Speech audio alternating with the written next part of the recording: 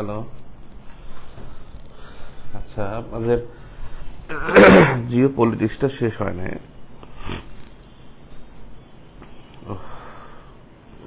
আমার একটা অবস্থা, ঠান্ডা লাগে একদিকে, ঘামাইলে গরম লাগে। হ্যাঁ হ্যাঁ,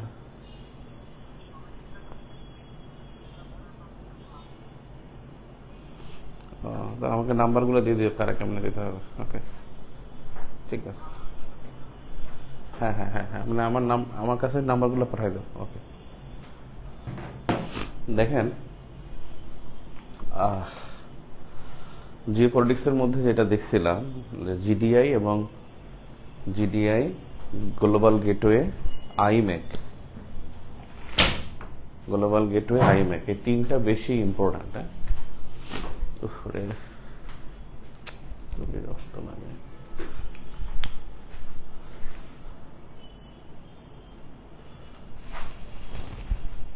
একটা হলো আইমেক, জিডিআই, তারপরে হলো গ্লোবাল গেটওয়ে,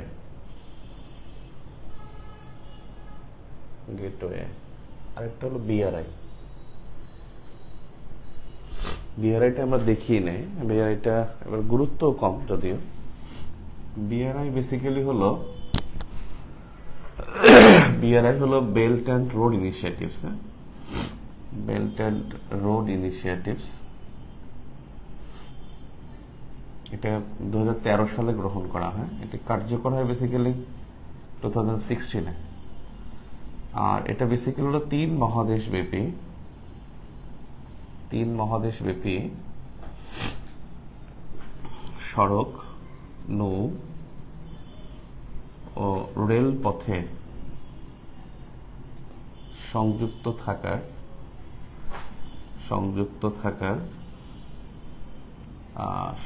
থাকার বাণিজ্য ও বিনিয়োগ, কানেক্টিভিটি। এখানে 148টি দেশ অন্তর্ভুক্ত, আর এখান থেকে 4টি দেশ ত্যাগ করে, এবং সেই 4টা দেশ হলো জাপান,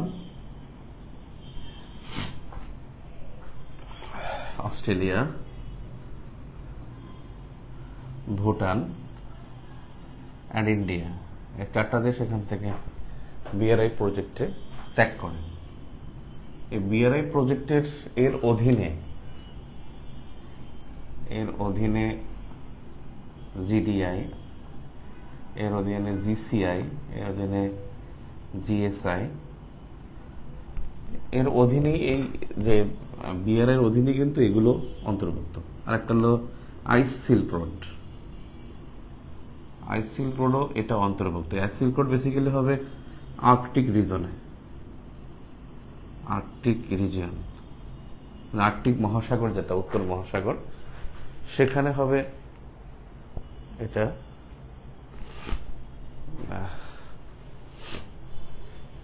আইস সিল্ক রোড হবে আর্কটিক রিজিয়ন। জিডিআই গুলো ডেভেলপমেন্ট ইনিশিয়েটিভ, সেটা হলো সিভিলাইজেশন ইনিশিয়েটিভস। সি মানে সিভিলাইজেশন, আর এস মানে সিকিউরিটি। সবগুলো কিন্তু বিআরআই এর অন্তর্ভুক্ত। মানে বিআরআই হলো এখানে মাদার, আর আদার্স আর দ্য সিস্টার কনসার্ন। আর এই বিআরআই এর প্রবক্তা কিন্তু শি জিনপিং, প্রবক্তা প্রেসিডেন্ট শি জিনপিং, যিনি এখন ক্ষমতায় আছেন, তিনি এটা প্রবক্তা। এখন বিআরআই বাস্তবায়ন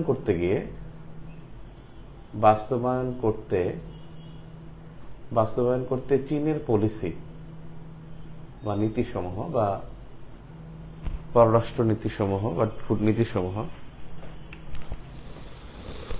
সেটা হলো চীনের পলিসি সমূহ কি কি। পলিসি সমূহ হলো, যেমন 1 নম্বরে string of pearls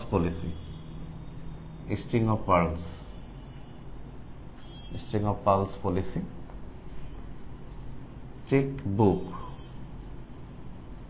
chequebook diplomacy, বাবা, চেকবুক ডিপ্লোমেসি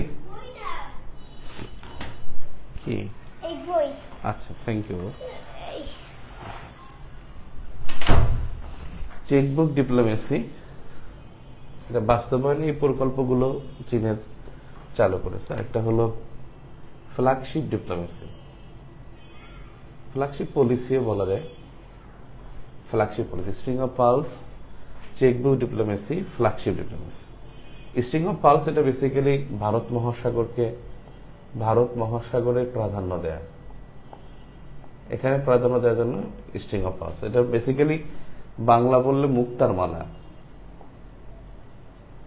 মালা নীতি, বাংলা বললে হলো মুক্তার মালা নীতিটা কি? সেটা হলো, এটা কিন্তু প্রশ্নটা আসলে আপনাকে একটা ছোট্ট ম্যাপ এঁকে দিতে হবে। ম্যাপ কিন্তু এখানে নেসেসিটি, ম্যাপের নেসেসিটি আছে এখানে। তো বেসিক্যালি ফ্ল্যাগশিপ ডিপ্লোমেসিটা বলি, এটা পলিসি, এটা বেসিক্যালি বন্দর ইজারা নেয়ার পলিসি, বন্দর ইজারা নেয়া।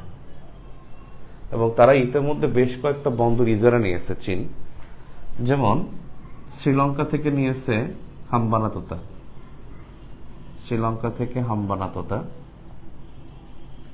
এবং এটা নিয়েছে 2017 সালে। এবার পাকিস্তান থেকে নিয়েছে গদোয়া বন্দর, গদোয়া বা গদার বন্দর 2018-এ, 2018 সালে এটা নিয়েছে। আর নাম্বার 3 যেটা কেনিয়া মানে মিয়ানমার থেকে নিয়েছে, সেটা হলো কিয়াকফিউ বন্দর, কিয়াকফিউ বন্দর। কেনিয়া থেকে নিয়েছে মোমবাসা বন্দর, এবং তারা উপসাগরীয় অঞ্চলে কিন্তু ঢুকবে। খুব রিসেন্টলি তারা উপসাগরীয় অঞ্চলে ঢুকে সেখানেও কিছু দেশের বন্দর তারা ইজারা নেবে।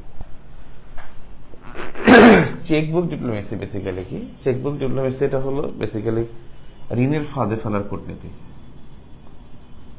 ঋণের ফাঁদে ফেলে বশ্যতা স্বীকারের কূটনীতি, বশ্যতা স্বীকার করার কূটনীতি। চেকবুক কূটনীতি বেসিক্যালি, চেকবুক কূটনীতির মাধ্যমে প্রথমে লোন দেওয়া হয়, এবং সেখানে প্রচুর পরিমাণ লোনের ফলে যখন এটা জিডিপির 40% হয়ে যায়, জিডিপির 40% হয়ে গেলে তখন বশ্যতা স্বীকার করায়। এবং বশ্যতা স্বীকার করার জন্য এটাই পলিসি যে যদি কারো ইসের মানে যদি কারো মানে মোট ঋণের জিডিপির যদি 40% হয়ে যায়, তখন সেই দেশটা বশ্যতা স্বীকার করা ওই দেশে। তো এই চেকবুক কূটনীতিটা এটা চীনের একটা পলিসি। স্ট্রিং অফ পালস যেটা বলছিলাম, স্ট্রিং অফ পালস এটা বেসিক্যালি একেবারে, এটা যদি আপনি ভারতটা আঁকবেন আগে, এটা বাংলাদেশ, এটা তো ভারত, এটা ভারত ধরেন, এটা ভারত, এটা পাকিস্তান, এই তো এখান থেকে আপনি আঁকবেন বেসিক্যালি এটা বঙ্গোপসাগর। আপনাকে কিন্তু দেখাতে হবে যেটা, সেটা হলো যে ভারত মহাসাগরটা আপনাকে দেখাতে হবে, ভারত মহাসাগরটা আপনাকে শো করতে হবে। তখন বুঝতে হবে যে এখানে চীন, আর এখানে মিয়ানমার, এখানে থাইল্যান্ড, এরকম কিছু দেখিয়ে এটা মিয়ানমার, এটা ভিয়েতনাম।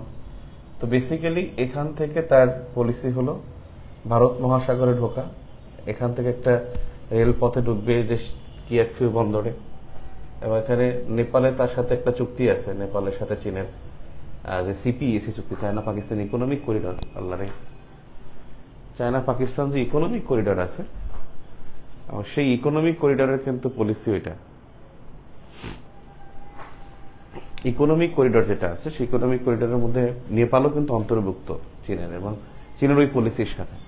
তো এখান থেকে হলো যে এই ভারতের এই বন্দর থেকে একেবারে দেখাবেন সোমালিয়া যে বন্দরটা আছে, সোমালিয়া, কেনিয়া, জিবুতি, ওইসব দেশের সাথে যোগাযোগ দেখাবেন, এবং এখান থেকে আবার এদিকে এই কিয়াকফিউ বন্দর দেখাবেন। এখন বিষয় হলো যে বিআরআই অন্তর্ভুক্ত বাংলাদেশ আছে, বাংলাদেশ 2016-এ কিন্তু বিআরআই অন্তর্ভুক্ত, বিআরআই চুক্তি উইথ বিডি ইন 2016 সালে কিন্তু বাংলাদেশের সাথে চীনের বিআরআই চুক্তি হয়। সো বাংলাদেশের বন্দর ব্যবহার করা যাবে, মানে দেখানো যাবে, কিন্তু বন্দর কিন্তু ইজারা নাই, এই জন্য দরকারই নাই। আপনি এখানে শ্রীলঙ্কা দেখেন,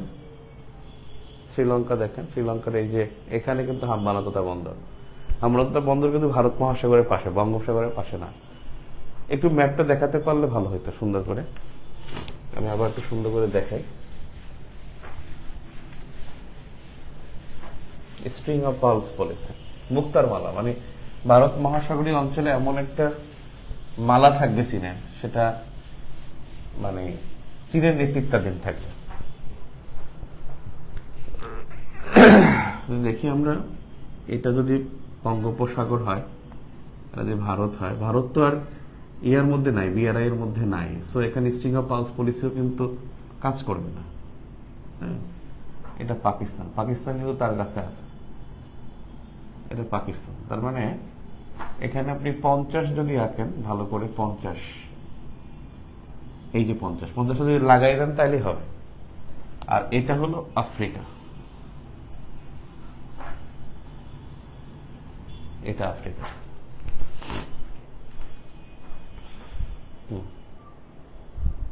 এই যে এটা আফ্রিকা, আর উপরে হলো আপনার 50 বলতে যেটা বুঝাচ্ছি আমি, এটা হলো আরব উপদ্বীপ। আরব উপদ্বীপ, ওদের কাজ কিন্তু 3 মহাদেশ, মানে এশিয়া, ইউরোপ এবং আফ্রিকা। আর ওশেনিয়া মহাদেশ যদি অন্তর্ভুক্ত হয় সেটা এক্সট্রা। এটা পারস্য উপসাগর, বা গালফ, পার্সিয়ান গালফ, এটা হলো ইরান। ঠিক আছে। সো এখানে কিন্তু পুরো সব মহাদেশ আঁকতে হবে না। স্ট্রিং অফ পালসের মধ্যে যেটা লাগবে সেটা হলো এখানে এই বন্দর দেখাবেন, এখানে জিবুতি দেখাবেন, এখানে মোম্বাসা বন্দর দেখাবেন, মোম্বাসা। আপনি মোম্বাসা বন্দর থেকে এখানে গদার বন্দর দেখাবেন, এখান থেকে এদিকে কিয়াকফি বন্দর দেখাবেন, এখান থেকে শ্রীলঙ্কার হাম্বানাতোতা বন্দর টাচ হয়ে এখান থেকে এদিকে দেখালেন। এরকম একটু দেখালেই হবে যে স্ট্রিং অফ পালস মানে মুক্তার মালার মতো হয় কিনা। সো এটা হলো জিওপলিটিক্স এর মধ্যে গুরুত্বপূর্ণ যেটা বিআরআই। এখন একবার কিন্তু আসছিল যে দক্ষিণ চীন সাগরের ভূরাজনৈতিক গুরুত্ব আলোচনা করা, একবার কিন্তু পরীক্ষাটা, মানে রিটেন পরীক্ষা কোন একটা রিটেন আসছিল যে দক্ষিণ চীন সাগরের গুরুত্ব কি। এখন যদি এরকম ভৌগোলিক কিছু গুরুত্বের কথা বলে যেটা ভূরাজনীতির অংশ হয়ে গেছে, এই ভৌগোলিক গুরুত্ব বললে যেমন আমার মনে হয় খুব 1 নম্বরে চলে আসবে হরমুজ প্রণালীর গুরুত্ব। এবং হরমুজ প্রণালীর গুরুত্বটা কেন গুরুত্বপূর্ণ মনে হয় সেটা হলো কয়েকটা কারণে। এবছর আমি দেখছি আমার যে বিসিএস এর মক ভাইভা হচ্ছে, সেখানে দেখলাম এক্সপার্ট যে স্যাররা আসছেন, সাবেক সচিব এবং বর্তমান রানিং অফিসার আসছেন, তারা বলতেছেন যে হরমুজ প্রণালী থেকে তাদের প্রশ্ন থাকতেছে। এট দ্য সেম টাইম আমি যে বিসিএস ভাইভা কোশ্চেন গুলো কালেক্ট করি, মেম্বারদের, সরাসরি মেম্বাররা, তারাও কিন্তু হরমুজ প্রণালী থেকে প্রশ্ন করতেছে। বিকজ ইরান এবং ইসরায়েলের মধ্যে একটা কনফ্লিক্ট, প্লাস হলো ইউএস এর যেহেতু হরমুজ প্রণালী দিয়ে ঢুকতে হয়, কারণ এখানে একটা প্রবলেম আছে। ইউএস এর একটা যে পঞ্চম নৌবহরের যে ঘাঁটিটা, এটা কিন্তু হরমুজ প্রণালী দিয়ে ঢুকি বাহরাইন, মিনা, সলোমন দ্বীপপুঞ্জে যেতে হয়। সো এখানে পঞ্চম নৌবহর কিন্তু হলো ইউএস এর, যেই নৌবহরটা ভারত মহাসাগরকে কন্ট্রোল করে। ভারত মানে ইউএস এর যে নৌবহর 7টা নৌবহরের মধ্যে 1 নম্বর, 3 নম্বর এবং 7 নম্বর, 1, 3, 7 হলো প্রশান্ত মহাসাগর নিয়ন্ত্রণ করে। ইউএস 7 ফ্লিটস, তাহলে first fleets, first, third, 7 fleets and 7th, এই 3টা হলো প্রশান্ত মহাসাগরের জন্য, প্যাসিফিকের জন্য। প্রশান্ত মহাসাগরের 3টা হলো তার নৌবহর। আর সেকেন্ড অ্যান্ড ফোর্থ, এই 2টা হলো আটলান্টিক। এই 2টা নৌবহর হলো আটলান্টিক মহাসাগরে থাকে। এখানে এমন না যে 7ম নৌবহর মানে 7টা জাহাজ থাকবে বা 7 দিন যুদ্ধ করবে, এরকমের কিছু না।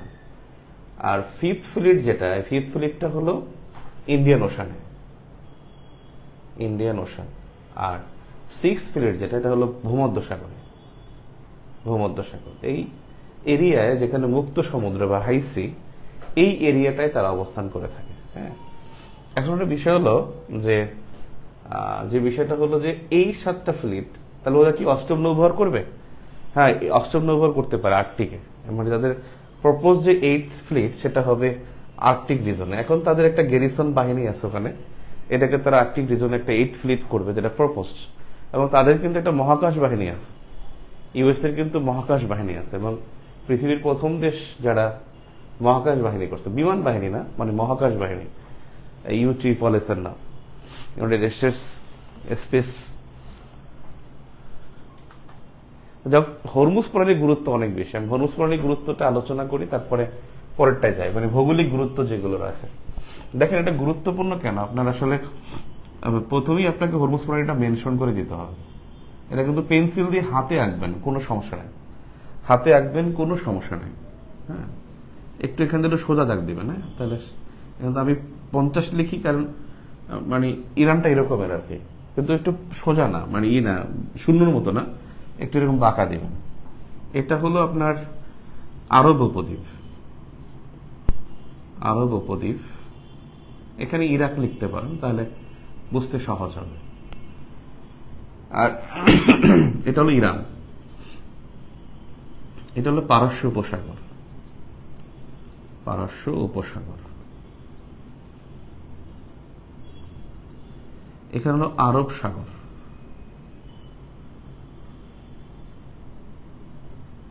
এই পারস্য উপসাগর আরব সাগর যদি যুক্ত হয়, এটা হলো ইউএই বা সংযুক্ত আরব আমিরাত। ইউএই এবং ইরান পৃথক হয়, এবং এটা হলো হরমুজ প্রণালী। এই হরমুজ প্রণালী, যেটা অনেক কারণে গুরুত্বপূর্ণ, অনেক কারণে এটা গুরুত্বপূর্ণ। লিখছেন হরমুজ, দেখা যায় হরমুজ প্রণালী। তাহলে গুরুত্বটা সম্পর্কে একটু জানি, যে আসলে গুরুত্বগুলো কি কি আমরা বুঝিস। মানে মার্কিন যে 7টা নৌবহর, 1, 3, 7, 3টা হলো প্রশান্ত মহাসাগরে, 2 এবং 4 হলো আটলান্টিক মহাসাগরে, 5 হলো ইন্ডিয়ান ওশানে, 6 হলো ভূমধ্য সাগরে। তো হরমুজ প্রণালী যেটা, এই হরমুজ প্রণালী এটা কেন গুরুত্বপূর্ণ? অনেকগুলো কারণে গুরুত্বপূর্ণ। যেমন যদি নাম্বার 1 হন, সেটা হলো তেলের বাণিজ্য, যেটা তেলের বাণিজ্য। এবং এখানে মানে পৃথিবীর 40% তেলের বাণিজ্য এটা দিয়ে হয়, 40% তেলের বাণিজ্য হয় এই হরমুজ প্রণালী দিয়ে। এবং এখানে কিন্তু পার্শ্ববর্তী দেশ কিন্তু 8টা। এখানে কিন্তু ওমান আছে, এটা কিন্তু ওমান, এটা কিন্তু নিজে সৌদি আরব, এখানে কিন্তু এটা কিন্তু কাতার, এটা কিন্তু কুয়েত, কুয়েত এখানে, এখানে আছে বাহরাইন, বাহরাইন একটু দ্বীপ রাষ্ট্র বাহরাইন। খুব মজার বিষয়, বাহরাইনে ওদের জনসংখ্যা 3 লাখ, আর আমাদের বাংলাদেশের জনসংখ্যা 3.5 লাখ। তো প্রধানমন্ত্রী এখানে সফর করে আসছিল, তখন জিজ্ঞেস করছে যে বাংলাদেশে আসলে মধ্যপ্রাচ্য বা পারস্য উপসাগরীয় দেশ থেকে কি আদায় করে আসছে বাংলাদেশ। তখন বলছে আমি কি করব, এখানে ওদের জনসংখ্যা 3 লাখ আর আমাদের হলো 3.5 লাখ, তাহলে আমি এখানে কেমনে আর বলি, আর তো বলার কোনো ওয়ে নাই। আর ওদের 3 লাখের মধ্যে তো দেখা যাবে নারী আছে, শিশু আছে, অসুস্থ আছে, বুড়ো মানুষ আছে, পাগল আছে। তার মধ্যে ধরেন 40% এরকমের, 60% হয়তো বা তারা কর্মরত। কিন্তু আমাদের 3.5 লাখ সব তো সুলতান সুলেমান, সব তো গেছে কাজ করতে, সব তো সুলতান সুলেমান। তার মানে দেখা যাবে ওদের থাপড়ে ওরা দখল করতে পারে। প্রধানমন্ত্রী খুব মানে হাসছিল এটা নিয়ে, যে ওদের জনসংখ্যা 3 লাখ, আমাদের 3.5 লাখ। তো এখন বিষয় হলো 1, 2, 3, 4, 5, 6, 7 এবং 8, 8টা দেশ কিন্তু এর মধ্যে আছে। এবং এখানে যেটা হলো যে সবারই কিন্তু কম বেশি তেলের একটা চাহিদা আছে। আপনি দেশগুলো কিন্তু মেনশন করবেন, আমি এখানে ডট ডট দিছি, যেটা হলো সাগর বোঝানোর জন্য। আপনি কিন্তু এখানে যখন লিখবেন আগে দেশগুলো ঠিক করে নেবেন, তারপরে। তাহলে ইউএই, ওমান, কাতার, কুয়েত, বাহরাইন, সৌদি আরব, বাহরাইন, সৌদি আরব।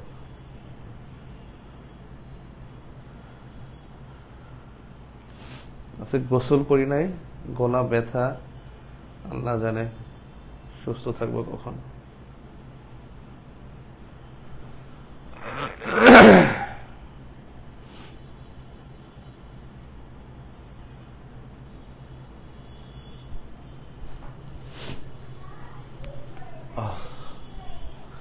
তো যেটা হলো তেলের বাণিজ্য কত পার্সেন্ট, 40%, এবং এখান থেকে দৈনিক আপনি আশ্চর্য হবেন 1,90,00,000 ব্যারেল তেলের বাণিজ্য হয়।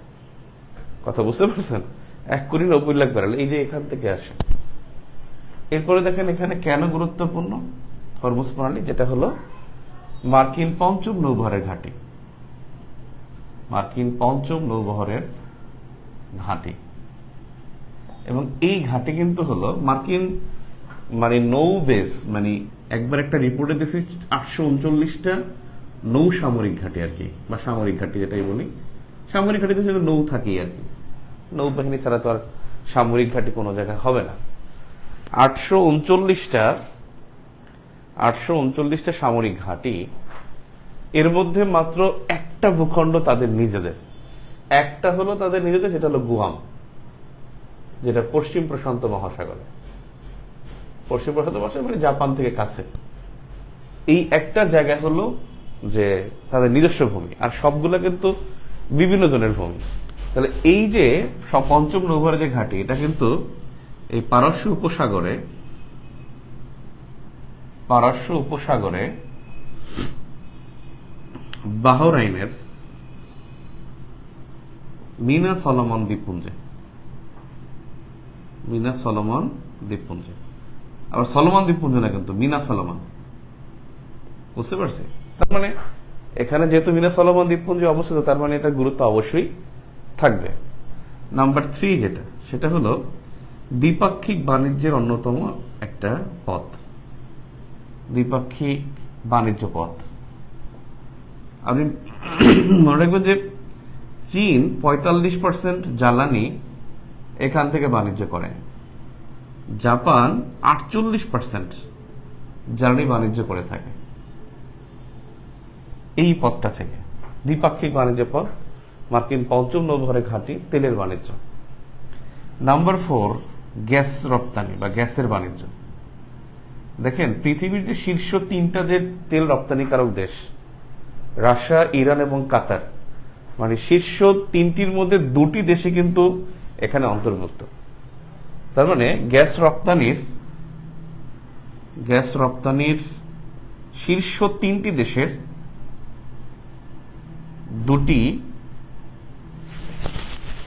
দুটি দেশ এই সমুদ্র পথের অন্তর্ভুক্ত। আল্লাহ তুমি রহম করো আল্লাহ।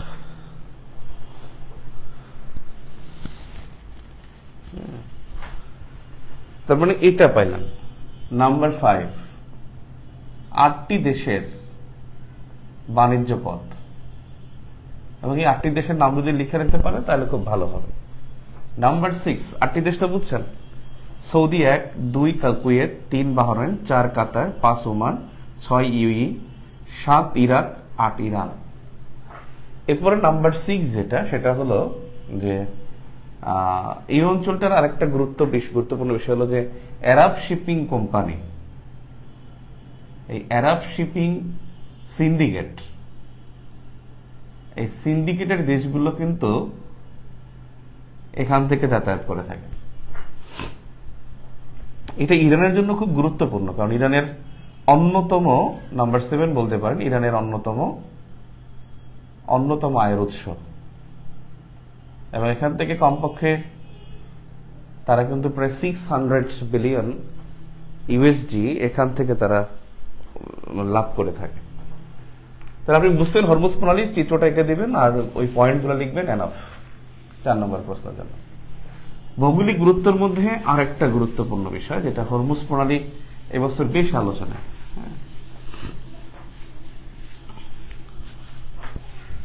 নাম্বার 2 যেটা, সেটা হলো দনবাস। এই দনবাস এলাকাটা গুরুত্বপূর্ণ। দনবাস হলো যেটা আপনি দেখাবেন এভাবে যে এটা হলো ক্রিমিয়া, এটা হলো ইউক্রেন,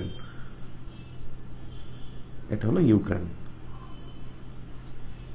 আর এটা হলো কৃষ্ণ সাগর। কৃষ্ণ সাগর থেকে এখানে এদিকে বলকান অঞ্চল,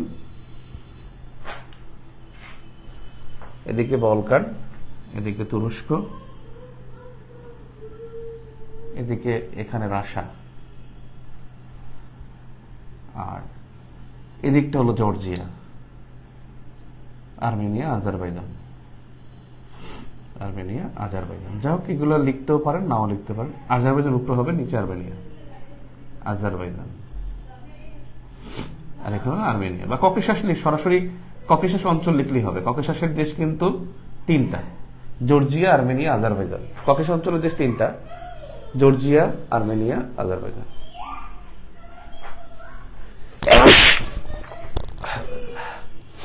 এই এরিয়াটা হলো দনবাস। এটা হলো কয়লা সমৃদ্ধ অঞ্চল। কয়লা সমৃদ্ধ অঞ্চল হলো ইউক্রেন। এখানে ডট ডট দিলে ভালো হবে। ইউক্রেনের কয়লা সমৃদ্ধ অঞ্চল 24 ফেব্রুয়ারি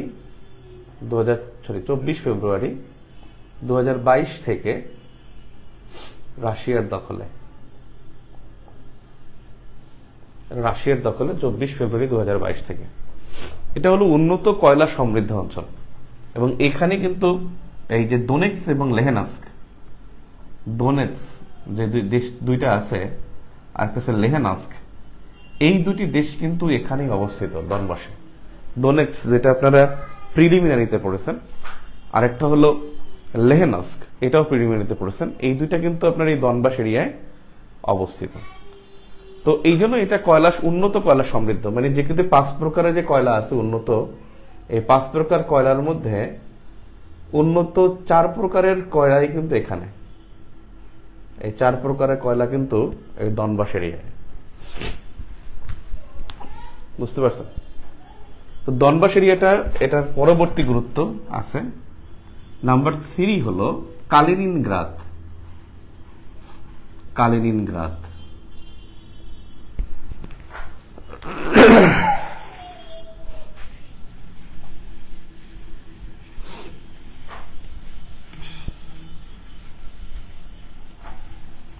দনবাসেরই হলো খনিজ সমৃদ্ধ অঞ্চল, আর হরমুজ হলো মানে একটা সমুদ্র পথ বা প্রণালী।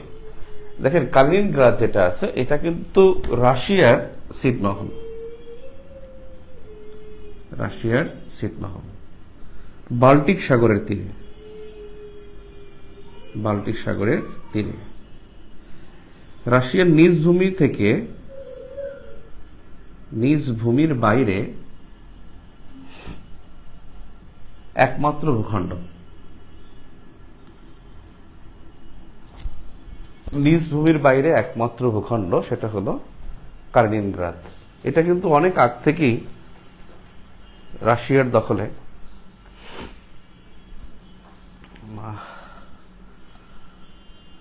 জর্জে উঠতেছে, আল্লাহ সুবহানাল্লাহ, রহম কর আল্লাহ। এগুলো কিন্তু আপনার ম্যাপ এঁকে দিতে হবে।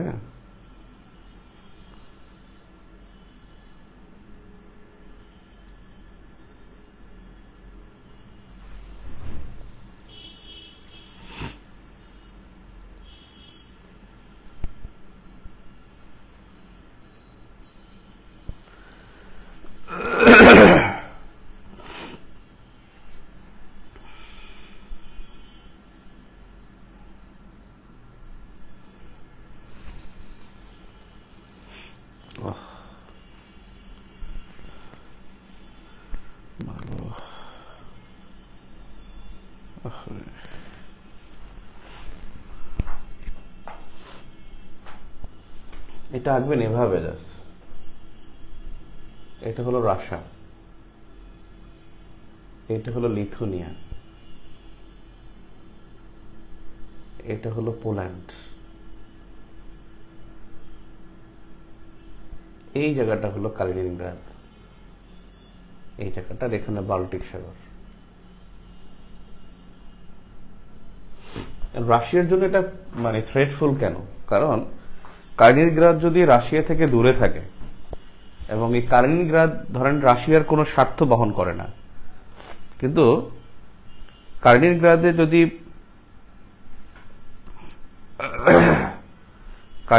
কেউ অ্যাটাক করে, তাহলে আলটিমেটলি এটা চীন মানে রাশিয়ার জন্য একটা থ্রেটফুল, যে রাশিয়া এখানে সে এটাকে নিয়ন্ত্রণ করতে পারে না।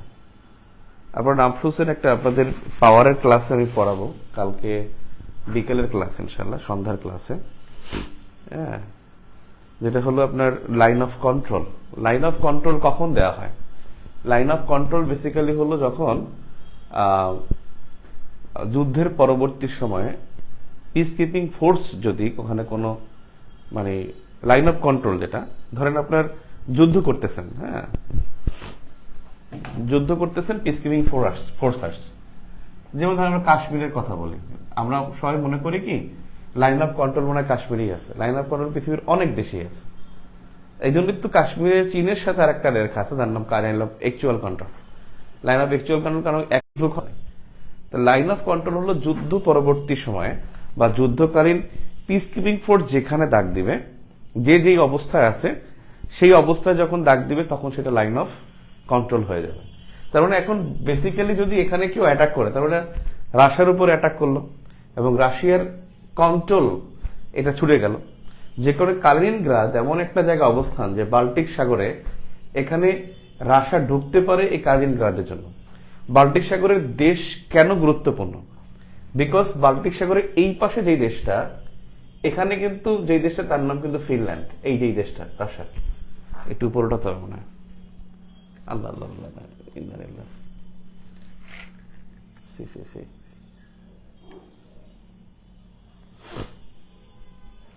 ব্যাপারটা হলো, আমি যেখানে ছিলাম আপনারা মনে হয় এটা খেয়াল করেন নাই, বেশি খারাপ বাদ দেন, মেডিসিন নেন। হ্যাঁ, আমি সেটা হলো খারাপ লাগে না, আমি পড়াতে না পারলে আরো বেশি খারাপ লাগে। এটা আমার এমন একটা নেশা, যেদিন ক্লাস নিতে পারি না, আপনার চাইতে আমার যে কত বিশ্রী লাগে একমাত্র আমি জানি। অস্বস্তিতে আমি বেশি থাকি। আর বিশেষ করে ইন্টারন্যাশনাল অ্যাফেয়ার্স এর কনসেপচুয়াল তো আমার স্ট্রং জোন। আমার ডিপার্টমেন্টের পড়াশোনা, নিজের এতদিনের স্টাডি, এতদিন পড়াইছি, সেটা পড়াইতে পারলে নিজের কাছেও ভালো লাগে। আর না পড়াইতে পারলে আমার কিন্তু শরীর খুবই খারাপ লাগে, মানে চরমভাবে খারাপ লাগে। আজকে 8:30 টাইম দিয়েছিলাম স্কুলে, বাবুকে দিয়ে আসতে গেছি 8টায়, বললো যে না 8:30 ছুটি, আজকে মুভি টাইম। কি বুকি ঝুঁকি করে, 2 ঘন্টা ক্লাস থাকে সাধারণত, যে 8:30 থেকে আমি 9টার মধ্যে 10টার মধ্যে আমি আপনাদের ক্লাসটা নিয়ে নেব। হলো কি 8:30 ছুটি ছেড়ে দেবে, আপনি দাঁড়ান যে ওদের মুভি টাইম, আজকে ক্লাস 2 ঘন্টা হবে না। এই 45 মিনিট পর ওরা আসছে, ওকে নিয়ে আসছি। আসার পরে আমার একটা টার্গেট যে আজকে গরু দেখবো, অফিসে তেমন আজকে চাপ নেই।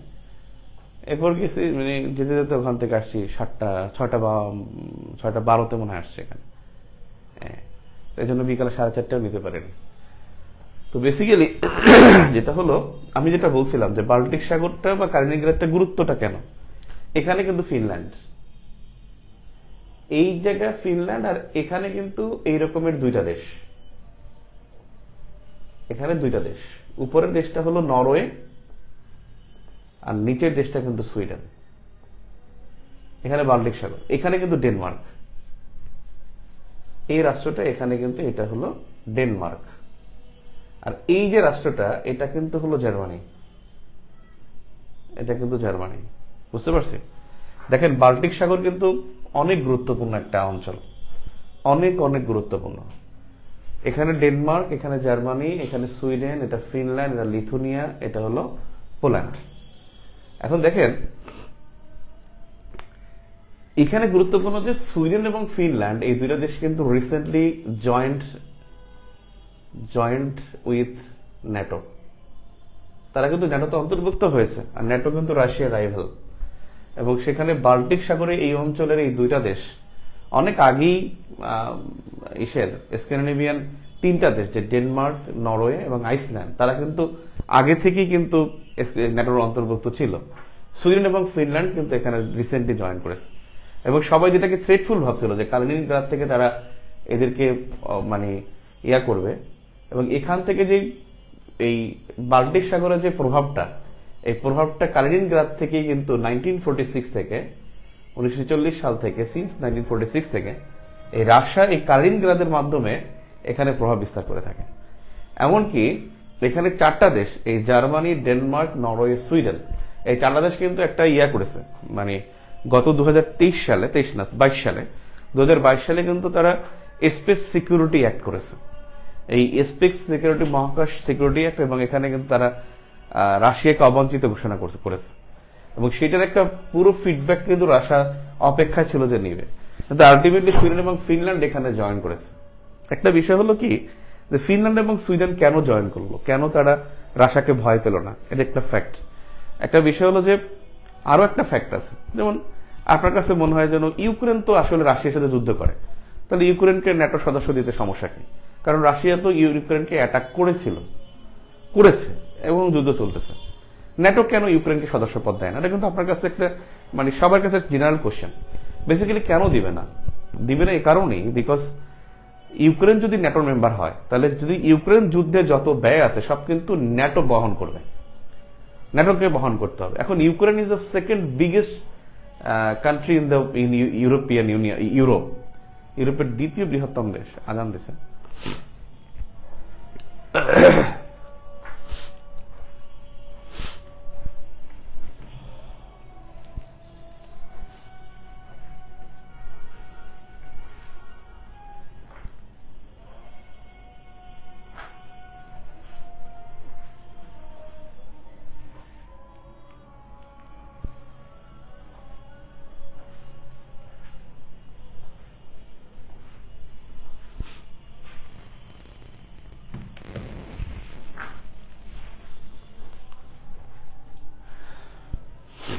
যেটা বলছিলাম সেটা হলো যে ইউক্রেন যদি ন্যাটোর সদস্য পদ দেয়, তাহলে কিন্তু ইউক্রেনের পুরো যুদ্ধের ব্যয় বহন কিন্তু ন্যাটোকে করতে হবে। এর জন্য আপনার ন্যাটো সম্মেলন হয়, সেখানে জেলেনস্কি একা থাকে।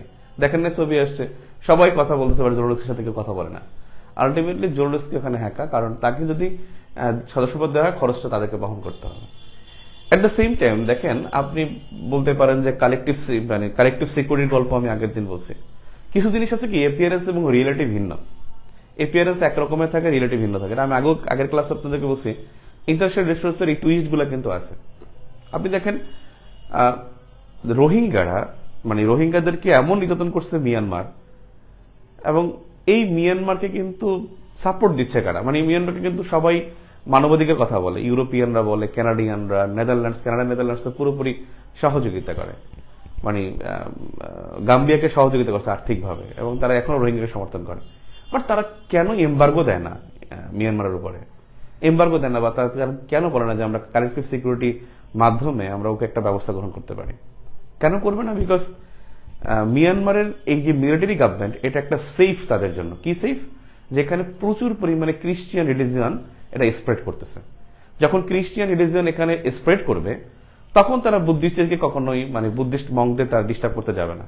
তোমরা মুসলমানদের মনে সমস্যা নেই, আমার ক্রিশ্চিয়ান রিলিজিয়ন তো কি হচ্ছে, গ্রাজুয়ালি ক্রিশ্চিয়ান রিলিজিয়ন এখানে স্প্রেড হচ্ছে, এবং যে কারণে ওরা কিন্তু অনেক কথায় হাক ডাক বলবে, আলটিমেটলি ওরা কিন্তু কোনো এম্বার্গো দিবে না, এখানে তারা কোনো কালেকটিভ সিকিউরিটি আনবে না।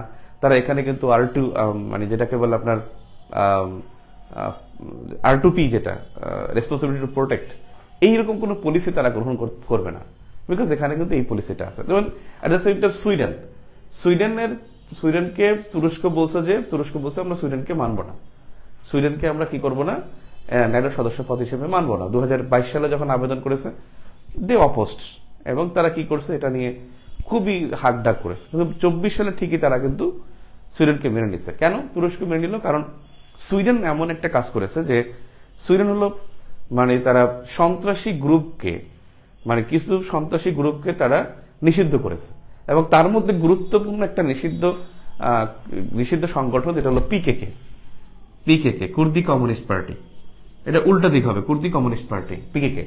এই পিকেকে হলো কিন্তু তুরস্কের সবচেয়ে ডিস্টারবেন্স, এবং কুর্দিরা, এই যে কুর্দি কমিউনিস্ট পার্টি, এটা হলো তুরস্কের জন্য একটা ডিস্টারবেন্স। এবং তাদেরকে যখন বলছে যে সন্ত্রাসী গোষ্ঠী, এবং তাদের একজনকে গ্রেফতার করেছে, একজন নেতাকে, যে কুর্দির কমিউনিস্ট নেতারা সুইডেনে থাকে, তাদেরকে গ্রেফতার করেছে, এবং কুর্দির প্রতি তার হার্ডলাইনে ঘোষণা করেছে, তখনই তুরস্ক বলছে যে হ্যাঁ, ওয়েলকাম, তুমি এখানে আসো। সো ব্যাপারগুলো এরকমেরই এখানে হয়। এখন দেখেন ফিনল্যান্ড কেন এখানে আসলো। ফিনল্যান্ড এখানে খুব ভালো করে জানে যে ফিনল্যান্ডের সাথে কিন্তু রাশিয়ার সম্পর্ক অনেক ভালো, এবং রাশিয়া লেটলি যে তারা যে ইন্ডিপেন্ডেন্স ইন্ডিপেন্ডেন্স গ্রহণ করেছে, স্বাধীনতা গ্রহণ করেছে, সেটা কিন্তু রাশিয়ার মাধ্যমে তারা গ্রহণ করেছে। এখানে কিন্তু ফিনল্যান্ড যে বিষয়টাকে তারা মানে ফোকাসড মনে করে সেটা হলো যে স্ক্যান্ডিনেভিয়ান যে নেশনগুলো আছে, এই স্ক্যান্ডিনেভিয়ান নেশনগুলোর মধ্যে একমাত্র পাওয়ারফুল কিন্তু ফিনল্যান্ড, যার কিন্তু ইউরো মুদ্রা আছে, সেই ইউরো কারেন্সিটা সে গ্রহণ করেছে। অন্য কেউ কিন্তু ইউরো কারেন্সি গ্রহণ করে নাই। এখন দেখেন ইউরো কারেন্সি কিন্তু মানে আলটিমেটলি ইন বিগ থ্রেটে আছে যে ডলার একটা ক্রাইসিস হচ্ছে, বিকজ আরেকটা বিষয় হলো যে এখানে যে ইউরো কিন্তু একটা সেকেন্ড বিগেস্ট একটা ছিল, সেকেন্ড বিগেস্ট একটা কারেন্সি ছিল, কিন্তু ইউরো কারেন্সিটা এখন কিন্তু মানে যে এলিট কারেন্সি 5টার মধ্যে 4 নম্বরে চলে গেছে। এলিট কারেন্সি তো 5টা, ডলার, ইয়েন, ইউয়ান, তারপরে হলো আপনার পাউন্ড, আর একটা হলো ইউরো কিন্তু এখানে কিন্তু কমে গেছে তার মানে কারেন্সির যে রেট, এটা কিন্তু ইউয়ান অনেক উপরে চলে গেছে, ইয়েন পরে, তারপরে হলো আপনার পাউন্ড। ইউরো একসময় সেকেন্ড ছিল এবং একটা সময় ফার্স্টও ছিল, মানে যখন 2013-11 ছিল তখন ইউরোর বেশ ভ্যালু ছিল। আপনারা দেখছেন যে ইউরোজোন ক্রাইসিস হয়েছিল একবার ওই 13-এর আগে পরপর। তো বেসিক্যালি এখানে ইউরো কারেন্সিকে তার যদি রাখতে হয় মানে এট দ্য সেম টাইম হলো ইউরোপে প্রচুর পরিমাণে যেটা হচ্ছে যে আপনার প্রচুর পরিমাণে যে ব্যবহার করতেছে সেটা হলো চাইনিজ এবং রুবল কারেন্সি। চাইনিজ এবং যেমন বেলারুশের রুবল, আপনার অস্ট্রিয়া, এসব জায়গায় কিন্তু ইউয়ানের খুব ব্যাপক একটা মানে প্রভাব আছে।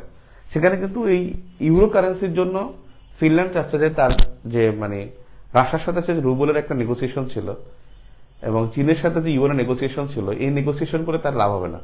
কারণ রুবলকে যখন সব জায়গা থেকে বয়কট করা হয়েছে, তখন কিন্তু রুবল তার ওই প্লেসটা গ্রহণ করতে পারে না, এবং এটা সেফ থাকার জন্য ফিনল্যান্ড চিন্তা করছে যে আমাকে সেফ থাকতে হবে। বেসিক্যালি তার ইকোনমি সাস্টেনেবল করার জন্য তাকে ওদের সাথে মিশতে হবে, এবং তার জন্য এই ফিনল্যান্ডের কিন্তু আপনি দেখবেন মনে আছে কিনা যে জার্মানির চ্যান্সেলর কিন্তু ফিনল্যান্ডে সফর করেছিল, এবং সেখানে সফর করার পর ফিনল্যান্ডে কিন্তু ওখানে তাকে একটা ওয়ার্ম রিসেপশন দিয়েছে, এবং জার্মানির চ্যান্সেলর সে কিন্তু ফিনল্যান্ডকে তার সর্বোচ্চ সহযোগিতা করার কথা বলেছে।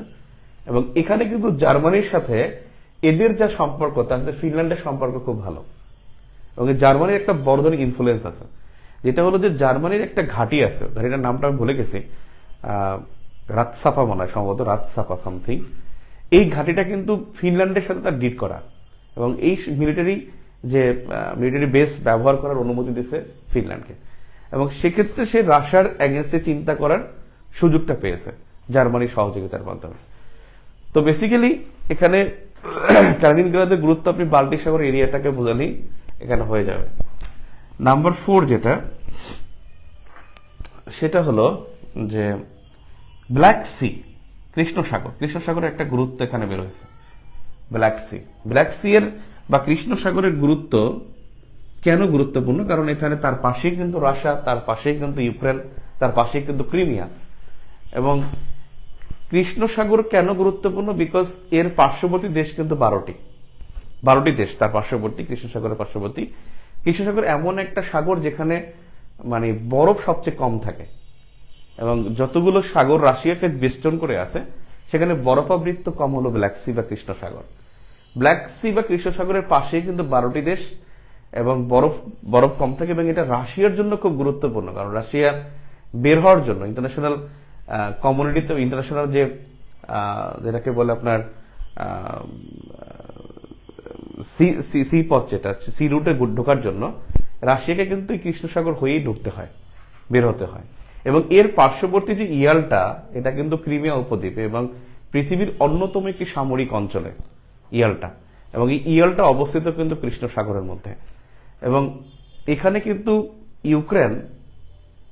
ইউক্রেন রাশিয়া যারা হলো পৃথিবীর সবচেয়ে শস্য ভান্ডার, এই শস্য ভান্ডারের শস্য কিন্তু এই কৃষ্ণ সাগর দিয়েই কিন্তু এখান থেকে পাস হয়ে থাকে। এবং এখানে কিন্তু কমপক্ষে 22 থেকে 23টি গুরুত্বপূর্ণ সমুদ্র বন্দর আছে এই কৃষ্ণ সাগরের পাশে, 22 থেকে 23টি সমুদ্র বন্দর। এবং এই গুরুত্বপূর্ণ সমুদ্র বন্দর, এত বেশি সমুদ্র বন্দর, মানে ভূমধ্য সাগরের পর সবচেয়ে গুরুত্বপূর্ণ অঞ্চলটা বললে এই ব্ল্যাক সি বা কৃষ্ণ সাগর। সো এখানে ব্ল্যাক সির গুরুত্ব অনেক বেশি। কালিনিনগ্রাদ, দনবাস, হরমুজ প্রণালী, এগুলোর গুরুত্ব আছে। আর যেটা বলছিলাম যে পিজিআইআই, আমি কালকে ক্লাসে বলছিলাম পিজিআই এর গুরুত্ব এখন একটু কমে গেছে। এটা 2022 সালের একটা কর্মসূচি যেটা গ্রহণ করেছে G7, এবং এর উদ্দেশ্য হলো B3W বাস্তবায়ন। B3W হলো যে build back better world, build back better world. এবং এটা হলো ফ্রম দ্য চীন, যে চীনের প্রভাব ছাড়া যেমন পৃথিবী ছিল, চীনের প্রভাব ছাড়া যেমন পৃথিবী ছিল তেমন পৃথিবীতে ফেরত যাওয়া, তেমন পৃথিবীতে ফেরত যাওয়া, বিল্ড ব্যাক বেটার ওয়ার্ল্ড, মানে চীনের প্রভাব ছাড়া যে পৃথিবী ছিল সেই পৃথিবীতে যাওয়া। এবং এই B3W এটা বাস্তবায়ন করার জন্য পিজিআইআই গ্রহণ করা হয়। পিজিআইআই হলো যে পিজিআইআই যেটা হলো ইনফ্রাস্ট্রাকচার ইনভেস্টমেন্ট, এটা হলো global partnership for global infrastructure and investment, infrastructure investment partnership for global infrastructure investment. এখানে বিষয়টা কি, পিজিআই এর কনসেপ্টটা কি, জাস্ট আপনি এটা বুঝতে পারলে হবে চীন কিভাবে জনপ্রিয় হয়েছে। চীন কেন জনপ্রিয়, চীন জনপ্রিয় কেন? চীনের অজনপ্রিয় হওয়ার মতো লক্ষ কোটি কারণ আছে, লক্ষ বললে বললাম সরি, অনেকগুলো কারণ আছে। যেমন চীনে ডেমোক্রেসি নাই, হিউম্যান রাইটস প্র্যাকটিস হয় না, অনেকগুলো ইনসার্জেন্সি গ্রুপ, হিউজ পপুলেশন, অনেক ডিজাস্টার হয়। তারপর হলো তার কিন্তু যেটা হলো সফট ডিপ্লোমেসি নাই বললেই চলে, তার কিন্তু গ্লোবাল ইমেজ নাই, তার প্রোডাক্টের কিন্তু ইমেজ নাই। সেই ইমেজ ফিরানোর জন্য কিন্তু সে অনেকগুলো পলিসি গ্রহণ করেছে। যেমন 2049 সালে সে চীনের 100 বছর হবে, সে একটা লক্ষ্যমাত্রা নির্ধারণ করেছে যে চীন এমন একটা পৃথিবী হবে যেই পৃথিবীটা হলো মানে চীন এমন একটা অবস্থানে যাবে যার পণ্যটা সবার জন্য অ্যাকসেপ্টেবল হবে। তাহলে চীনের কিন্তু আসলে কি নাই, গ্লোবাল ইমেজ নাই, হিউম্যান রাইটস প্র্যাকটিস নাই, ডেমোক্রেসি নাই, তার কিন্তু কি নাই, অনেক দেখবেন অ্যাসিস্ট্যান্সও দেয় না। দেখবেন অনেক জায়গায় অনেক সাহায্য প্রদান করে। যুক্তরাষ্ট্র বাংলাদেশকে $47 বিলিয়ন দিয়ে দিচ্ছে আপনার রোহিঙ্গাদের জন্য, বাট চায়না কিন্তু এক পয়সাও দেয় না। তার আলটিমেটলি হলো চায়না কিন্তু এরকম কোন তার যেটাকে বলে আপনার অ্যাসিস্ট্যান্স নাই, তার ডেমোক্রেসি মানে প্রচুর জনপ্রিয়তা, কারণ সে প্যালেস ডিপ্লোমেসি করেছে। আফ্রিকার দেশগুলোতে যেখানে মানে সংসদের বসার মতো চেয়ার ছিল না, সেখানে সে প্যালেস করে দিয়েছে, প্রেসিডেন্ট ভবন করে দিয়েছে, রাষ্ট্রপতি ভবন করে প্রধানমন্ত্রী ভবন করে দিয়েছে, সরকার ভবন করে দিয়েছে, পার্লামেন্ট ভবন করে দিয়েছে। সে ওখানে আবার একই সাথে সে মার্কেট করেছে, একই সাথে সে ফ্যাক্টরি করেছে। আলটিমেটলি ওইসব দেশে কিন্তু চীন খুব জনপ্রিয়। এই জন্য চীনের আরেকটা বিষয় আছে, আরেকটা বিষয় হলো যে আপনার আসলে কি লাগবে, আপনার লাগবে কি শক্তি সম্পদ। চীনের কিন্তু পাওয়ার প্ল্যান্ট দিয়ে সে অনেক জায়গায় দখল করে ফেলছে। আপনার দরকার কি খনন, জ্বালানি খনন করার, মানে আপনি যেটাকে বলেন আপনার এনার্জি, মানে যেটাকে বলে আপনার এনার্জি বা ওটাকে খনিজ সম্পদ, যেটাকে বলে আপনার ন্যাচারাল যে রিসোর্সেস, এই রিসোর্সেস গুলোকে খনন করার জন্য এটা কিন্তু চায়না খুবই এক্সপার্ট। এবং এই যে বিষয়গুলো এবং ইনফ্রাস্ট্রাকচার ডেভেলপমেন্ট, এটা কিন্তু তার খুবই অনেক আছে। এবং চায়না কি করে সফট, এখানে মানে সফট কারেন্সি, অর্থাৎ সে চায়নার মুদ্রামান কিন্তু খুব বেশি না, চায়নার মুদ্রামান কিন্তু বাংলাদেশের সাথে কম, জাপানের মুদ্রামান কিন্তু বাংলাদেশের সাথে কম। আপনি জানেন, ডু ইউ নো, এটা জানেন কিনা? ওরা কিন্তু ওদের মুদ্রামান কিন্তু কমায় রাখে, যার ফলে কি হচ্ছে যে আলটিমেটলি এটা খুবই ওদের কাছে সফট কারেন্সি হিসেবে রিসিভ হয়, এবং এই কারণে চায়নার কাছ থেকে তাদের কিন্তু জনপ্রিয়তা নেয়। পিজিআইআই অর্থাৎ G7 চাচ্ছে, যেটা বাইডেন যখন এই পিজিআইআই ঘোষণা করেন 2021 সালে করছেন তিনি B3W, 2022 সালে এই B3W বাস্তবায়নের জন্য তিনি বাইডেন এই পিজিআইআই কর্মসূচি গ্রহণ করেন। এবং সেখানে এইটাই বলা হচ্ছে যে উন্নয়নশীল বিশ্বে জ্বালানি সহায়তা, উন্নয়নশীল দেশে বিনিয়োগ, উন্নয়নশীল বিশ্বে স্বাস্থ্য খাতের উন্নতি, উন্নয়নশীল বিশ্বে জ্বালানি খাতের উন্নতি, শিক্ষা খাতের উন্নতি, মানবাধিকার প্র্যাকটিস, মানে যেগুলো চীন করতে পারে নাই বা চীন যেখানে যেখানে ঢুকছে সেগুলোকে হিট করা, প্লাস হলো চীন যেখানে যেখানে চিন্তা করে না সেখানেও চিন্তা করা। এই খাতগুলোই হলো পিজিআই এর অন্তর্ভুক্ত। মেজাজটা খারাপ হয় না?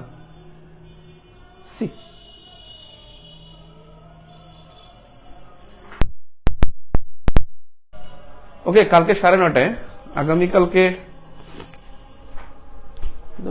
ভালো লাগে না, 9:30 AM economic review. Economic review আমি আপনাদেরকে সংযোগ করতে বলছিলাম, এটা নিয়ে বসবেন।